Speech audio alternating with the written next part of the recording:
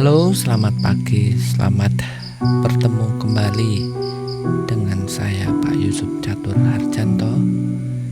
Hari ini saya akan menjelaskan tentang Rabu Abu. Seperti kita ketahui, kita memasuki masa Prapaskah yang ditandai dengan Rabu Abu. Maka hari ini saya akan memberikan informasi pengenalan tentang apa itu Rabu Abu dan seputarnya. Untuk semua saja anak-anak Saverius 1 Bandar Lampung, selamat menyaksikan. Rabu Abu. Rabu Abu adalah sebuah hari raya orang Katolik atau orang Kristen untuk beribadah dan berpuasa. Itu Rabu Abu. Nama Rabu Abu itu berasal dari pengolesan abu, pertobatan di dahi. Tetapi di masa pandemi sekarang ini tidak dimungkinkan untuk berkontak fisik. Jadi abu untuk masa COVID ini ditaburkan di atas kepala. Para jemaat disertai dengan ucapan bertobatlah dan percayalah pada Injil. Demikian ketika abu ditaburkan, diungkapkan oleh pemberi abu, percayalah dan bertobatlah pada Injil, atau juga mengingatkan umat untuk bahwa ia adalah abu dan akan kembali menjadi abu. Itulah tentang Rabu Abu.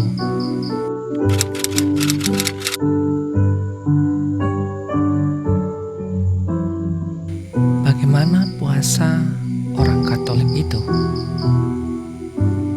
Makan kenyang hanya sekali, selebihnya mengurangi porsi.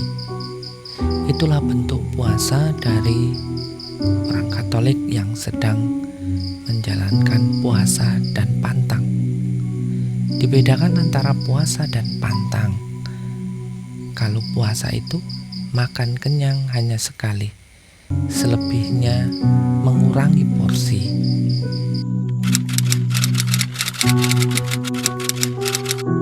Lalu pantang orang Katolik itu bagaimana? Pantang orang Katolik itu adalah menghindari konsumsi daging selain ikan, lalu menghindari segala yang disenangi. Ini jelas tidak mudah, butuh konsekuensi diri. Kata-katanya memang menghindari dan mengurangi.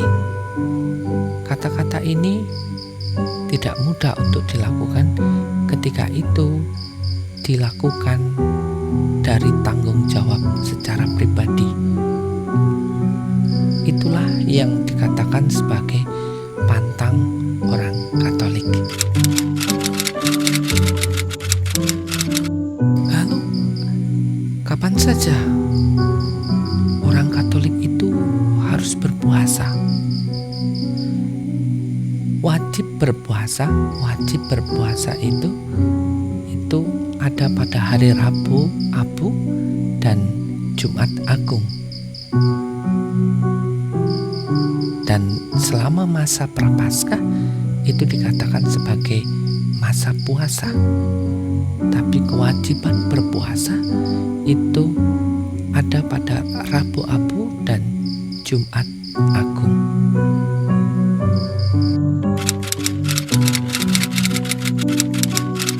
Sekalian, lalu kapan untuk berpantang itu sendiri?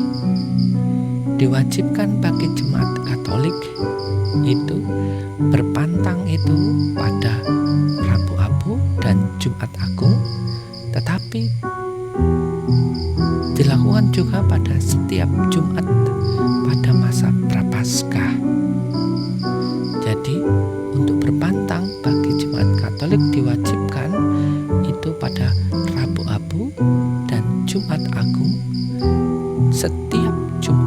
pada masa Prapaskah.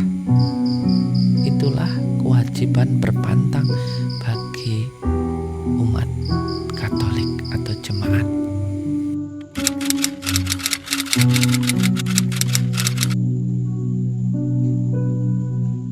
Lalu pada usia berapakah umat jemaat atau umat itu harus berpuasa?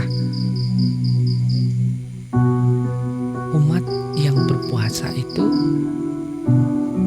umat yang berusia 18 sampai 60 tahun.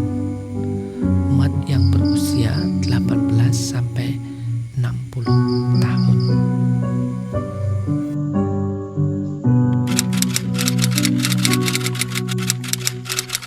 Lalu tentang umat yang berpantang, yang mengurangi hal-hal yang disenanginya. Jemaat atau umat yang berpantang itu wajibkan bagi mereka yang sudah berusia di atas 14 tahun, maka wajib berpantang. Anak-anak sekalian yang terkasih dalam Yesus Kristus, apa yang hendaknya kita buat selama masa Prapaskah ini? Setidaknya ada 4 hal yang harus kita perbuat untuk mengisi masa yang penuh rahmat ini.